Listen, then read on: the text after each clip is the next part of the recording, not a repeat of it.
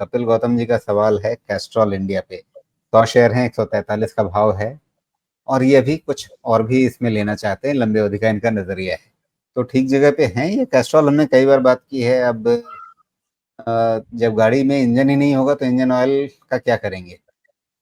इसी चक्कर में मैं तो बहुत धोखा खा चुका हूँ। देखिए, कैस्ट्रल मैंने आइडेंटिफाई किया था बहुत पहले, करीब करीब 100 रुपए के आसपास मैंने कैस्ट्रल आइडेंटिफाई किया था, और बहुत लंबे समय तक आई थिंक पोर्टफोलियो में था भी। लेकिन यही ईवी स्टोरी के चक्कर में ये छूट गया। बाद में तो सभी फॉसिल फ्यूल पे ही आ गए ना। अरे अब तो मारुति तक सब ने अपना ईवी शुरू कर लिया, ईवी प्लांट बिठा लिया है। अब वो पता है, ईवी एक मुझे लग रहा है कि दोनों प्लेटफॉर्म साथ में रहेंगे, बिकॉज मैं रोड ट्रैवल ही करता हूँ। मेरा बहुत स्ट्रांग बिलीफ है कि ईवी को पूरे तरीके से सार्थक होने में चाइना का इंफ्रास्ट्रक्चर लगेगा, और 2030-35 के पहले तो नहीं होता। तो कैस्ट्रॉल को वापस रडार पर लाया जाए, मतलब ये है सीधा सीधा, रडार से मुझे बाहर लगता है नहीं छोड़ सकते। नहीं नहीं रखना चाहिए रेडर के बाहर, बिकॉज आपको तेल। और दूसरी चीज मान लीजिए कि ईवी के लिए भी तो आपको कूलिंग ऑयल चाहिए ही होता है ना। तो अगर कैस्ट्रल को जी। ऑलरेडी ऑयल में महारत है, तो अगर इसको शिफ्ट करना है ईवी ऑयल में, तो इसके लिए ज्यादा आसान होगा ना। गल्फ ऑयल, कैस्ट्रॉल, ये लोगों के लिए ज्यादा आसान होगा, बिकॉज ऑलरेडी इनके पास एक मेथड है ना। तो इसको राइट ऑफ नहीं करना चाहिए, एक सही वैल्यूएशन पे जाके। और कैस्ट्रल क्या है, देखिए ये सब चीज क्या है जिसको डिविडेंड का बहुत ज्यादा होता है ना, वैसे लोगों के लिए सब स्टॉक बने हैं, क्योंकि बहुत लंबे समय तक नहीं चलेंगे। आपको एक क्लोज टू एफडी का रिटर्न देते, 4-5% का डिविडेंड यील्ड देते रहेंगे। अब यहाँ कि चार्ट पे वैसे देखते जाइए, डी डी जितने लिखे हुए हैं वो सब डिविडेंड, मतलब बीच हाँ, बीच में आपको डिविडेंड मिलता रहेगा। लेकिन क्या वो डिविडेंड इतना, मतलब वो पीएसयू टाइप रहता है क्या कि शेयर चला नहीं चला, डिविडेंड से इतने पैसे आ गए, क्योंकि सरकार को पैसे चाहिए होते हैं वहाँ। यहाँ भी कोई सरकार इस बैठी है क्या डिविडेंड खाने के लिए? यहाँ आपको कैस्ट्रल में डिपेंडिंग अपॉन प्राइस लेवल, इसका यील्ड आपको 4 से 6% के रेंज में आराम से मिलता है। लोअर लेवल पे 6% तक का भी यील्ड मिल जाता है आराम से। तो तो इनके प्रमोटर भी उसी माइंडसेट में चले गए हैं क्या कि भैया कंपनी की ग्रोथ बाद में, पहले डिविडेंड मिलना चाहिए मेरे जेब में? नहीं, ऐसा नहीं है राजीव जी। देखिए, डिविडेंड देने का मतलब ये है कि कंपनी को अगर अपने करंट बिजनेस में बहुत एक्सपेंशन नहीं करना है, स्पेंड नहीं करना है, तो एक समय के बाद आप अपने बैलेंस शीट में कैश लेके भी घूमेंगे तो आरओआई जनरेट नहीं कर पाएगा ना, वो हाथी हो जाएगा आपके लिए। तो खाली कैश हम रख के क्या करेंगे? तो इन्वेस्टर को दे दो कि भाई तुम अपना जो मर्जी कर लो, या तो उस कैश को हम बेटर रिटर्न निकालने में कहीं लगा दें एज कंपनी मैनेजमेंट। जी। नहीं कर सकते हैं तो अपने ऊपर कॉस्ट लेने से अच्छा है कि इन्वेस्टर को देते जाओ, वो भी खुश, और उसको जो बेटर इन्वेस्टमेंट करना है वो भी कर ले।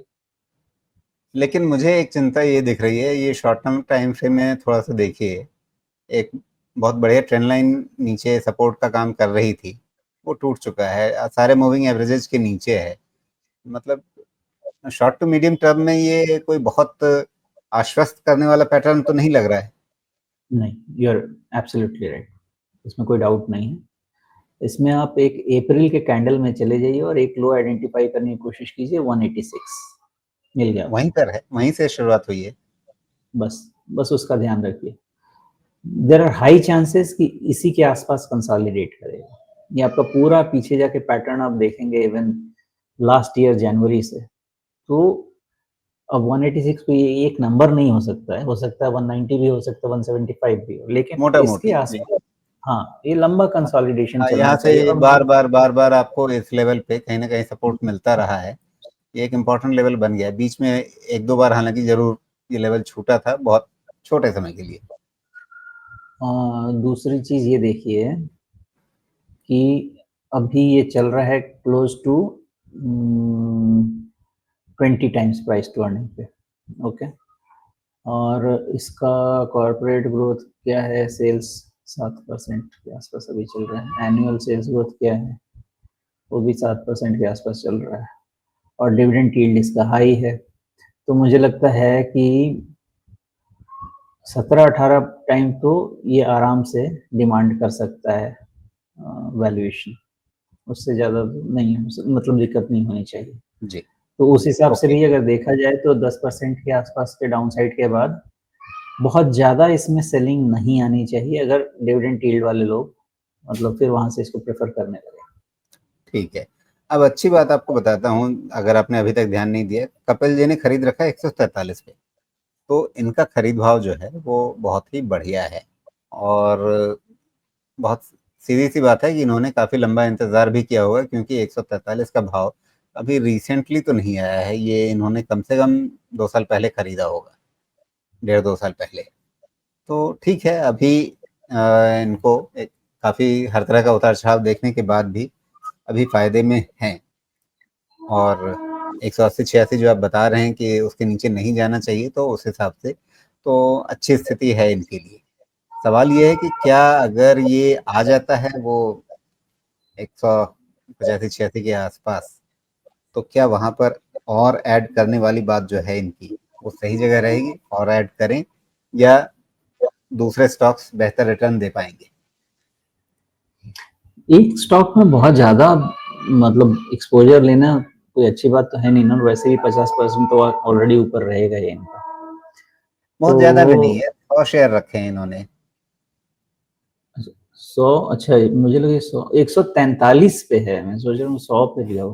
अच्छा 1 पॉइंट नहीं तो ये तो छोटा-सा एक्सपोज़र है खैर। देखिए तो बढ़ा भी सकते हैं वहाँ से।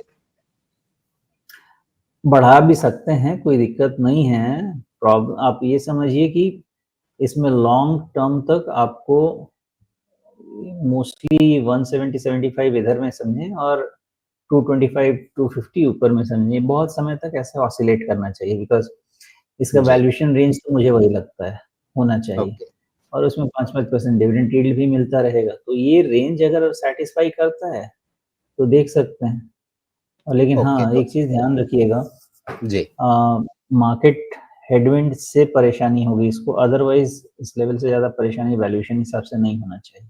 ओके। ठीक है, तो सार संक्षेप यही कि आप मतलब अगर ये 185-90 उन स्तरों के आसपास आता है, तो वहाँ आप इसे वापस सोच सकते हैं अपने बाकी पूरे पोर्टफोलियो की स्थिति देख करके कि क्या इसमें और ज़्यादा जोड़ा जाए, वो फैसला आपको खुद ही लेना होगा। लेकिन उससे बहुत ज़्यादा डाउनसाइड फिलहाल आज की स्थितियों में लगता नहीं है। बाकी बाज़ार है, बाज़ार के बारे में कोई भी बात अंतिम सत्य नहीं होती, उस बात को तो हमेशा समझ के चलना पड़ेगा। लेकिन ऊपर की ओर भी एक रेंज बना हुआ है, सोमेश जी ने आपको उसके बारे में भी बता दिया है कि अभी उससे बहुत आगे की मत सोचिएगा। बहुत ज़्यादा ऐसा नहीं होगा कि आपका मतलब जो पुराने हाइज़ हैं, उनकी तरफ फिर से लौटे, उनसे आगे निकलने लगे, वो शायद अभी जल्दी नहीं होने वाला है। तो इस बात को ध्यान में रखते हुए आप अपनी रणनीति बनाइए, जो भी फैसला आपको उचित लगे अपने लिए, वो ज़रूर आप करें।